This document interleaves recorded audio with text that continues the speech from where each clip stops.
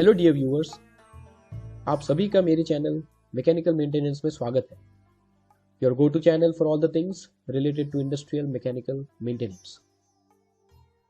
हमने पिछले वीडियो में देखा कि एक फ्रेशर मैकेनिकल मेंटेनेंस इंजीनियर को क्या क्या प्रॉब्लम्स फेस करनी पड़ती है जब वो पहली बार एक इंडस्ट्री में एंटर करता है।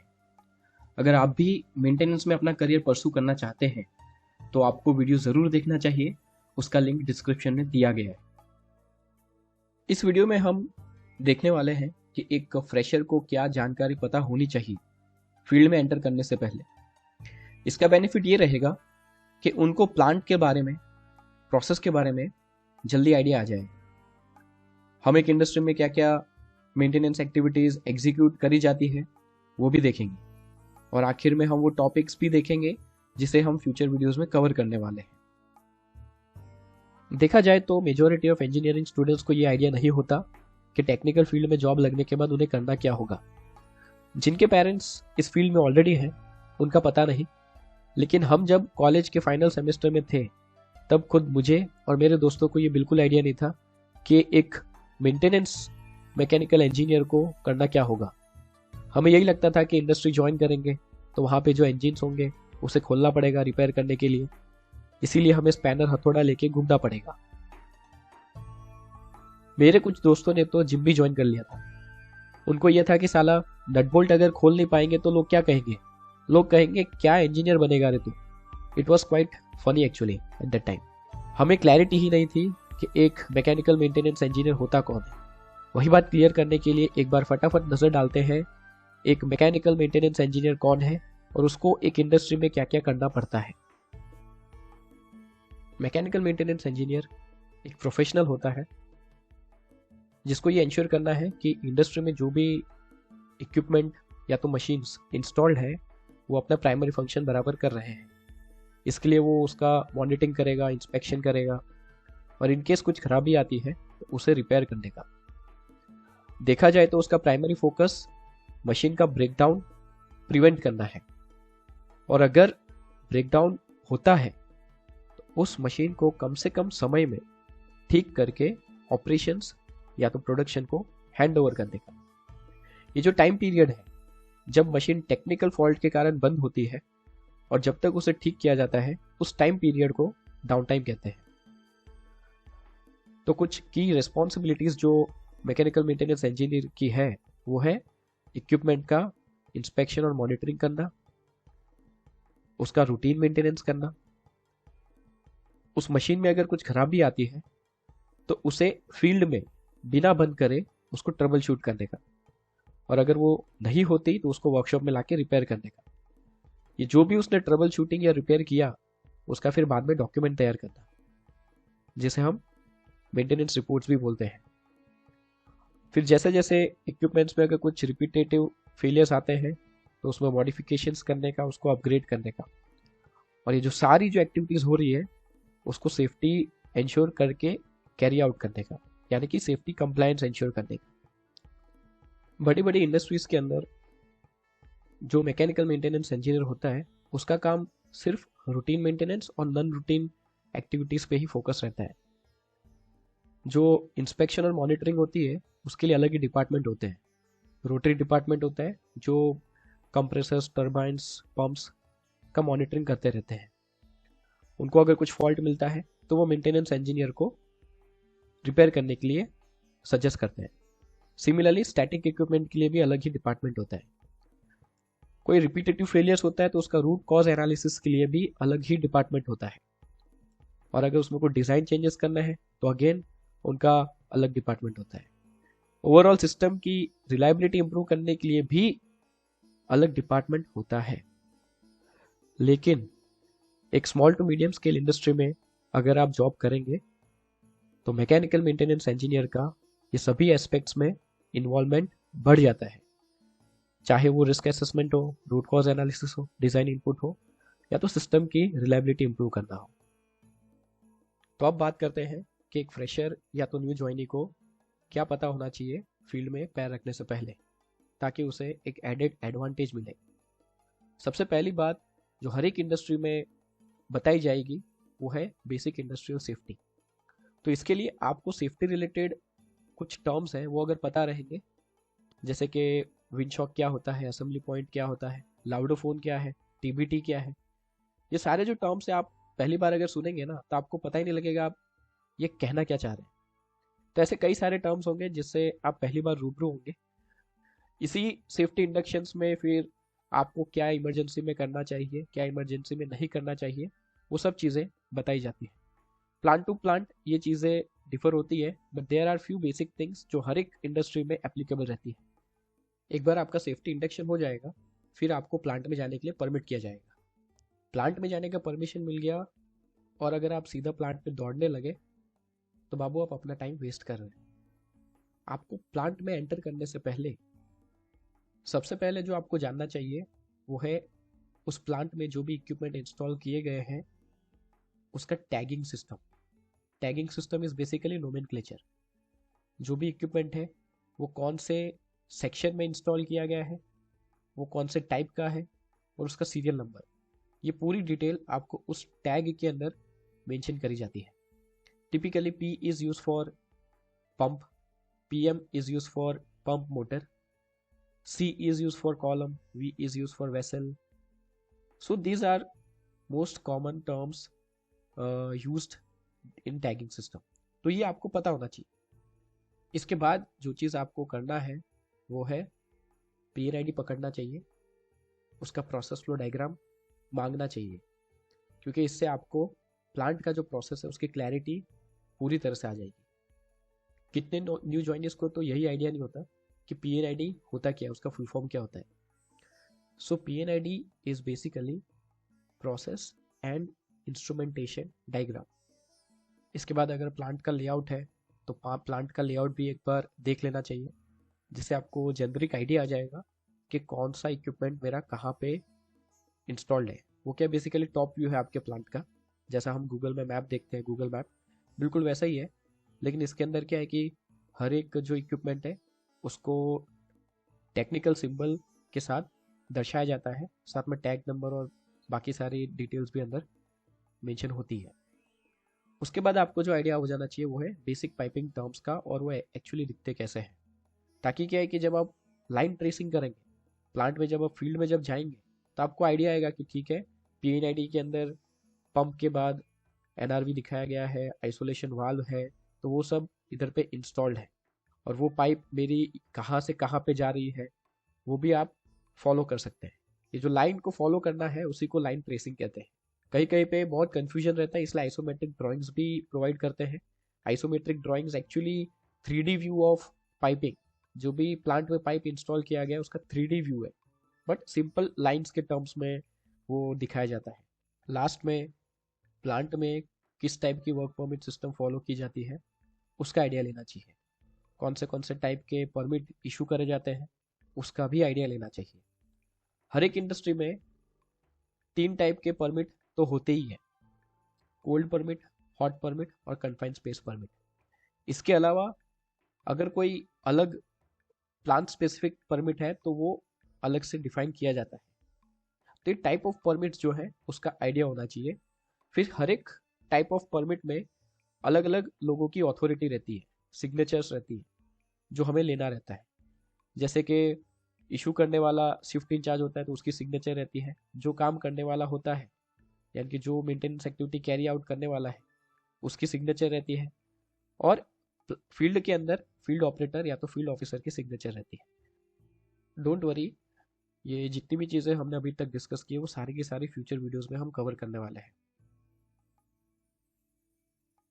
ये सब तैयारी के साथ अब आपने फील्ड राउंड मारना चालू कर दिया। फिर जब फील्ड राउंड मार के आप जब ऑफिस में आएंगे तो ये मत एक्सपेक्ट करिएगा कि आपसे कोई कुछ पूछने नहीं वाला। सबसे पहले आपके जो रिपोर्टिंग मैनेजर होंगे ना वही आपसे पूछेंगे कि आपने फील्ड में कौन से टाइप ऑफ इक्विपमेंट देखे। सेफ्टी इक्विपमेंट जैसे कि सेफ्टी शावर, लाउडोफोन, अपना फायर हाइड्रेंट, फायर एक्सटिंग्विशर्स कहाँ कहाँ पे रखे हुए हैं वो सब भी पूछ सकते हैं आपको। क्रिटिकल इक्विपमेंट्स कहाँ पे इंस्टॉल्ड है उसको देखा कि नहीं, कौन से मॉडल का था, कौन से मेक का है वो देखा कि नहीं, फील्ड में कौन सी मेंटेनेंस एक्टिविटी हो रही थी उसका स्टेटस क्या है, उसमें क्या क्या रिस्क थे, उसको रिस्क को अवॉइड करने के लिए क्या किया था वर्कर्स ने, वो सब आपको पूछने वाले हैं। फिर ये भी पूछेंगे कि भाई कौन सी रूटीन एक्टिविटी थी, कौन सी नॉन रूटीन एक्टिविटी थी। ये सब चीज़ें आपको आपका रिपोर्टिंग मैनेजर पूछेगा। अगर आप जवाब नहीं दे पाएंगे तो यही बोलेगा कि बस हाथ हिलाते हुए फील्ड में घूम रहे थे और मुंह हिलाते हुए इधर आ गए। मैं जब पहली बार फील्ड में जाके आया था तो मेरे रिपोर्टिंग मैनेजर ने मुझे एक पर्टिकुलर लोकेशन पे एक एक्टिविटी चल रही थी, उसका स्टेटस पूछा। वो मैंने ध्यान ही नहीं दिया था, तो मैं बोला ठीक है मैं देख के आता हूँ। मैं उस लोकेशन पे गया और उसका स्टेटस लेके आ गया। जैसे मैंने स्टेटस बताया, उन्होंने दूसरी एक्टिविटी जो प्लांट के किसी और सेक्शन में चल रही थी उसका स्टेटस भी पूछा। मैं बोला वापस मैं जाके देख के आता हूँ। मैं गया वापस, फिर वापस उनको स्टेटस बताया, और इस बार उन्होंने मुझे थर्ड एक्टिविटी जो अगेन किसी और प्लांट सेक्शन में चल रही थी उसका स्टेटस भी पूछा। जब मैं फील्ड में वापस निकला ना तो मेरे को पता लग गया कि मेरा रिपोर्टिंग मैनेजर एक्चुअली क्या एक्सपेक्ट कर रहा था। वो एक्सपेक्ट कर रहा था कि जो भी एक्टिविटी फील्ड में चल रही थी उसका स्टेटस मेरे को पता होना चाहिए। तो मैंने क्या किया, बाकी की जितनी एक्टिविटीज हो रही थी सबका स्टेटस एक पेपर में लिख के आ गया। फिर उन्होंने मुझे पूछा कि चलो वो एक्टिविटी का स्टेटस क्या है, मैं तुरंत बताया। फिर उन्होंने वापस बाकी सारी एक्टिविटीज का भी स्टेटस पूछा, तो इस बार मैं रेडी था। एंड आफ्टर दैट मैं जब उसको सब बताया, ही स्माइल्ड एट मी। और मुझे पता था कि उनका एम क्या था। एम होता है जब भी हम फील्ड में जाएं हर एक एक्टिविटी का स्टेटस पता होना चाहिए।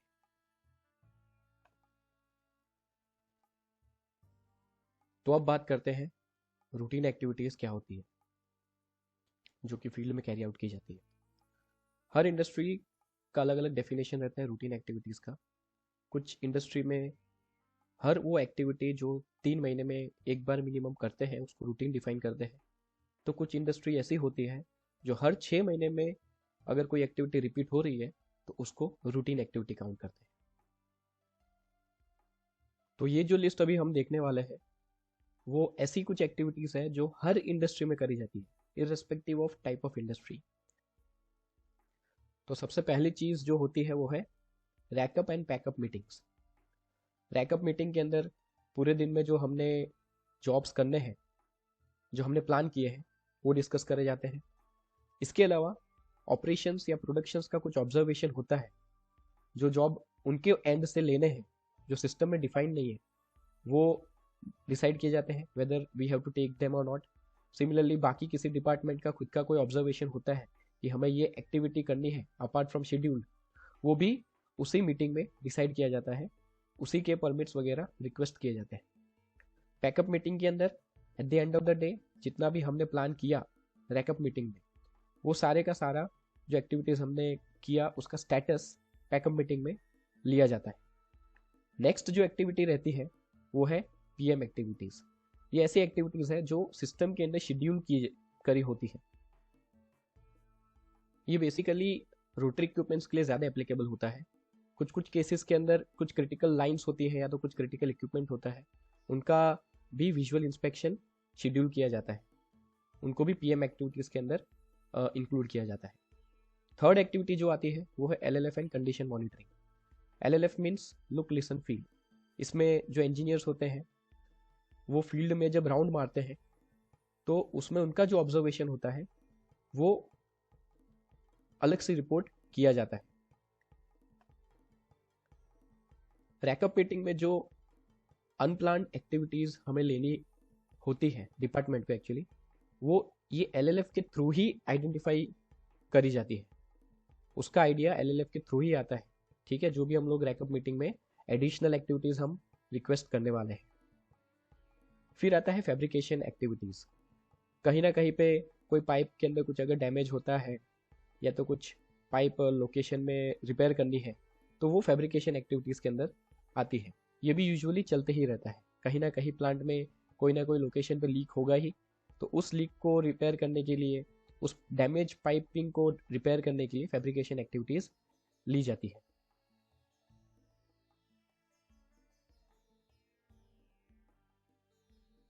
फिर आता है यूजर डिपार्टमेंट और सर्विस डिपार्टमेंट को सपोर्ट करने के लिए जो एक्टिविटीज करी जाती है वो, जैसे कि होज कनेक्शन करना है, कहीं पे स्ट्रेनर क्लीनिंग करना है, वाल्व राउजिंग करना है, मटेरियल लिफ्टिंग शिफ्टिंग करना है, एक्सेट्रा। यहाँ जो ऑपरेशंस और प्रोडक्शन डिपार्टमेंट होता है उसको यूजर डिपार्टमेंट बोलते हैं। They are basically owner of the plant. While जो मेंटेनेंस डिपार्टमेंट होता है वो सर्विस डिपार्टमेंट उनको कहा जाता है, because they provide the service to the owner. फिर आता है स्कैफोल्डिंग इरेक्शन, इंसुलेशन और पेंटिंग वर्क्स। ये भी रूटीन एक्टिविटीज़ में चलते रहते हैं, क्योंकि कहीं पे भी अगर मुझे कुछ काम करना है, वो अगर हाइट पे है, तो वहाँ पे मेरे को स्कैफोल्डिंग इरेक्ट करना पड़ेगा। Scaffolding is basically A temporary platform that is erected using scaffolding pipes. और नॉर्मल अगर मुझे मान लीजिए कि कहीं पाइप में कहीं डैमेज मिला है, मुझे रिप्लेस करना है, और वो हाई टेम्परेचर वाली अगर पाइप है, तो वहाँ पे इंसुलेशन रिमूवल भी मेरा रहेगा। तो इंसुलेशन की एक्टिविटीज़ भी रहती है। और साथ ही साथ में पेंटिंग की एक्टिविटीज़ भी हर 3 महीने में कम से कम एक बार तो आ ही जाती है। जहाँ पे पेंट डैमेज है, वहाँ पे भी पेंटिंग का वर्क चलता ही है। इसके अलावा जो दूसरी एक्टिविटी आती है वो है मटेरियल रिसिप्ट इंस्पेक्शन, यानी कि हमने जो भी मटेरियल प्रोक्योर किया है उसका इंस्पेक्शन करना रहता है। हर 3 महीने में कभी ना कभी कोई ना कोई मटेरियल तो आने ही वाला होता है जिसे हमने प्रोक्योर किया रहता है। तो वो जो मटेरियल है हमारी रिक्वायरमेंट के हिसाब से आया है कि नहीं, उसका इंस्पेक्शन भी हमें करना रहता है, जिसको मटेरियल रिसिप्ट इंस्पेक्शन कहते हैं। फिर बाद में आता है कि हमने पूरे दिन में जो भी एक्टिविटीज़ मेंटेनेंस की है उसका रिपोर्ट बनाना रहता है। और at the end of the month हमने अगर कोई मेजर एक्टिविटी करी है तो उसका भी मंथली मेंटेनेंस रिपोर्ट तैयार करना रहता है। अब आते हैं नॉन रूटीन एक्टिविटीज़ के अंदर। नॉन रूटीन एक्टिविटीज़ यानी कि ऑब्वियसली जो रूटीन नहीं है, ठीक है। रूटीन नहीं है इन द सेंस ऐसा कुछ मेजर मेंटेनेंस किसी इक्विपमेंट का जो डिफाइंड पीरियड के पहले ही ब्रेकडाउन में आ गया है। जनरली एक्सपेक्ट किया जाता है कि इक्विपमेंट लंबे टाइम तक चलने वाला है, उसमें ब्रेकडाउन नहीं आएगा, बट इन केस अगर वो ब्रेकडाउन आ जाता है तो उसका जो मेंटेनेंस है उसको नॉन रूटीन एक्टिविटी में काउंट किया जाता है। इसके अलावा काफ़ी सारे इक्विपमेंट होते हैं जिनका चेंज ओवर किया जाता है, तो चेंज ओवर है वो भी नॉन रूटीन में आता है। और उससे रिलेटेड जो ब्लाइंडिंग डिब्लाइंडिंग है वो भी नॉन रूटीन एक्टिविटी में आता है। फिर आता है स्टैट्यूटरी कंप्लायंस रिलेटेड एक्टिविटीज़, यानी कि कुछ ऐसी एक्टिविटीज़ हैं जो सरकारी नियमों का पालन करने के लिए हमें करनी रहती है। जैसे कि बॉयलर इंस्पेक्शन अगर करना है, या तो फैक्ट्री एक्ट के अंदर किसी प्रेशर वेसल का इंस्पेक्शन करना है, या तो पैसों रिलेटेड अगर कोई एक्टिविटी करनी है, तो वो सारी के सारी स्टैट्यूटरी कंप्लायंस रिलेटेड एक्टिविटीज़ में आता है। इसका पीरियड जनरली 6 महीने के ऊपर ही होता है, इसलिए इसको नॉन रूटीन एक्टिविटी में काउंट किया जाता है। फिर आता है कन्फाइंड स्पेस एंट्री जॉब्स, ऐसे जॉब जहाँ पे हमें एक्टिविटी किसी वेसल के अंदर घुस के करना है, या तो किसी ऐसे एरिया में घुस के करना है which is not generally suitable for human occupancy. ऐसा एरिया जहाँ पे एक इंसान रह नहीं सकता, उसको कन्फाइंड स्पेस कहते हैं। और कन्फाइंड स्पेस के एक्टिविटीज़ जनरली नॉन रूटीन में ही काउंट की जाती है। फिर आता है एनडीटी एग्जामिनेशन ऑफ इक्विपमेंट और पाइपिंग। कुछ कुछ इक्विपमेंट ऐसे रहते हैं जिसका अगर रिपेयर किया है तो उसका इंस्पेक्शन हमें एनडीटी के थ्रू करना रहता है, यानी कि हमने जो मेंटेनेंस एक्टिविटी की है वो बराबर हुई है कि नहीं, उसका एग्जामिनेशन करने का जो एक्टिविटी रहता है उसको एनडीटी कहते हैं, नॉन डिस्ट्रक्टिव टेस्टिंग। वैसे कुछ पाइपिंग अगर हमने मॉडिफाई किया है तो उनकी स्पेसिफिक रिक्वायरमेंट होती है कि पाइप अगर रिपेयर हुआ है तो उसके अंदर मिनिमम डीपी होना चाहिए या तो मैक्सिमम आरटी होना चाहिए, उसका थिकनेस मेजरमेंट होना चाहिए। तो ये सारी चीज़ें हैं वो एनडीटी एग्जामिनेशन में आता है, और ये एनडीटी जनरली नॉन रूटीन में आता है। फिर आता है कुछ कैपेक्स एक्टिविटीज़ जो कैपेसिटी को एक्सपांड करने के लिए किया जाता है, जिसके लिए कैपिटल एक्सपेंडिचर अलग से लगता है, उसके लिए अलग सा खर्चा लगेगा ज़्यादा, तो वो कैपेक्स में काउंट किया जाएगा। फिर आते हैं माइनर प्रोजेक्ट जॉब्स, ऐसे जॉब्स जो किसी इक्विपमेंट या तो मशीन का कैपेसिटी इंप्रूव नहीं करने वाला, बट टोटली डिफरेंट इक्विपमेंट आने वाला होता है, टोटली डिफरेंट आउटपुट आने वाला होता है। कैपेक्स के अंदर बेसिकली क्या है कि एक एग्जिस्टिंग जो सिस्टम है उसका जो रिलायबिलिटी है या तो उसकी जो आउटपुट है वो इम्प्रूव होता है, देयर इज नथिंग न्यू, वो सिर्फ इम्प्रूव हुआ है। जबकि माइनर प्रोजेक्ट्स के अंदर या तो बेसिकली प्रोजेक्ट के अंदर टोटली नया इक्विपमेंट, टोटली नई सिस्टम और टोटली नया आउटपुट अगर आता है तो ऐसे जॉब्स को प्रोजेक्ट कहा जाता है।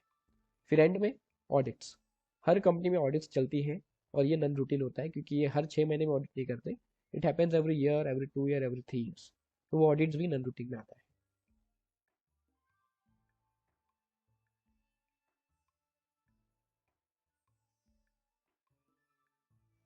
अब हम देखने वाले हैं वो टॉपिक्स जो फ्यूचर वीडियोस में हम डिटेल में कवर करने वाले हैं। तो सबसे पहले चीज़ जो हम कवर करेंगे वो है सेफ्टी इंडक्शन, बिकॉज कोई किसी भी कंपनी में आप जब पहली बार जाएंगे तो सबसे पहली चीज़ जो आपकी होने वाली है वो है सेफ्टी रिलेटेड इंडक्शन, यानी कि सेफ्टी से आपका रूबरू किया जाएगा, कैसे सेफ्टी आपको इंश्योर करनी है, what are the things that you need to keep in mind while working in industry, ये सारी चीज़ें सेफ्टी इंडक्शन में डिस्कस की जाती है। उसके बाद जैसा हमने देखा कि सबसे पहली चीज़ जो फ्रेशर को पता होनी चाहिए वो है PNID, PFDs, drawings, equipment tagging system, ये सब। तो ये भी अलग वीडियो में हम कवर करने वाले हैं डिटेल में। उसके बाद वर्क परमिट सिस्टम भी हम देखेंगे, ठीक है।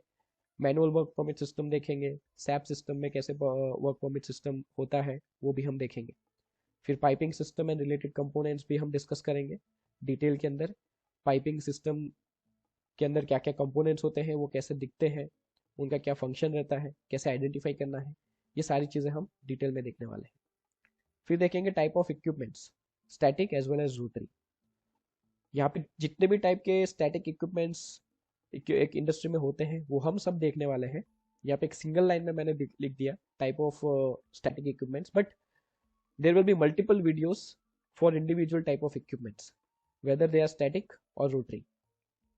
फिर देखेंगे types of tools and tackles that are used for execution of maintenance activities. फिर हम कुछ कंप्लायंस मैनेजमेंट का इंट्रो भी लेंगे, कौन से कंप्लायंसेस एक इंडस्ट्री को जनरली कंप्लाई करना पड़ता है, सेटिस्फाई करना पड़ता है, वो भी देखेंगे। फिर आता है एंटिटी एग्जामिनेशंस, इसमें हम एक मेंटेनेंस इंजीनियर को जो भी एंटिटीज पता होना चाहिए from practical point of view वही हम देखने वाले हैं, उसके अलावा एडिशनल देखने नहीं वाले, ठीक है। फिर देखेंगे कि रिपोर्ट्स हम कैसे प्रिपेयर करते हैं, ठीक है, और रिपोर्ट्स में जो भी फेलियर आया हुआ है उसका एनालिसिस कैसे करते हैं वो भी हम डिटेल में देखेंगे। उसके बाद हम जनरल इंस्पेक्शन देखने वाले हैं स्टैटिक और रोटरी इक्विपमेंट का। हम जब LLF करने जाते हैं तो उसमें क्या क्या चीज़ें हमें ध्यान देनी है एक स्टैटिक इक्विपमेंट पे और एक रोटरी इक्विपमेंट में, वो भी हम देखने वाले हैं। फिर इन केस कुछ फॉल्ट मिलता है तो उसका मेंटेनेंस कैसे कैरी आउट किया जाता है वो भी हम देखेंगे। स्टैटिक इक्विपमेंट का कैसे किया जाता है, रोटरी इक्विपमेंट का कैसे किया जाता है, एक जनरल मेंटेनेंस, ओके, यानी कि जो रूटीन मेंटेनेंस हम लोग जो कर रहे हैं PM एक्टिविटी के अंदर वो कौन सा पॉइंट कवर किया जाता है उसमें मेंटेनेंस के वक्त, और कैसे उसका मेंटेनेंस कैरी आउट किया जाता है वो देखेंगे। फिर थोड़ा डिटेल में किसी इक्विपमेंट का अगर मेंटेनेंस करना है जिसको हम ओवरहॉलिंग बोलते हैं, ठीक है, मेजर मेंटेनेंस, वो भी हम इक्विपमेंट वाइज अलग से देखेंगे। फिर अलग अलग जो एंटिटी प्रोसीजर्स जो हम सिर्फ ओवरव्यू लेंगे उसका हम डिटेल में फिर अलग से समझने वाले हैं, अलग अलग टाइप्स के एंटिटी क्या है और उसका प्रोसीजर क्या रहता है एकदम डिटेल के अंदर। फिर डिटेल फेलियर एनालिसिस, जो भी इक्विपमेंट है उसका और इक्विपमेंट के कंपोनेंट्स का उसका डिटेल में फेलियर एनालिसिस कैसे करते हैं वो देखेंगे। फिर डिफरेंट टाइप ऑफ कंप्लायंसेस जो रहते हैं वो कैसे कैरी आउट किया जाता है वो भी हम देखेंगे। और पाइपिंग रिलेटेड जो फैब्रिकेशन होती है वो भी हम डिटेल में देखेंगे, यानी कि एक पाइप अगर मुझे फैब्रिकेट करना है या तो कोई कंपोनेंट मुझे फैब्रिकेट करना है तो उसमें क्या क्या एक्टिविटीज इन्वॉल्व रहती है, उसके अंदर जो भी टूल्स टैकल्स यूज किए जाते हैं, जो भी मशीनरी यूज की जाती है वो कौन सी रहती है और उसमें क्या क्या चीज़ें हमें ध्यान देना रहता है, वो सारा भी हम इसके रिलेटेड वीडियो में देखेंगे। फिर बाद में कुछ आते हैं मेजरमेंट जॉब्स, यानी कि कॉन्ट्रैक्टर ने जो भी एक्टिविटीज़ पूरे महीने में कैरी आउट की जाती है उसका मेजरमेंट कैसे किया जाता है कि सो एंड सो कॉन्ट्रैक्टर ने इतना अमाउंट ऑफ जॉब किया तो वो कैसे मेजरमेंट किया जाता है वो भी हम एक बार नज़र डालेंगे। फिर आएंगे हम लोग वाइब्रेशन एनालिसिस पे, जो भी इक्विपमेंट्स होते हैं उनका जो वाइब्रेशन कंडीशन मॉनिटरिंग जिसको बेसिकली कहते हैं, ठीक है, वो कैसे करते हैं, वाइब्रेशन कैसे लेते हैं, उसका एनालिसिस कैसे करते हैं, उसका भी हम लोग ओवरव्यू लेने वाले हैं।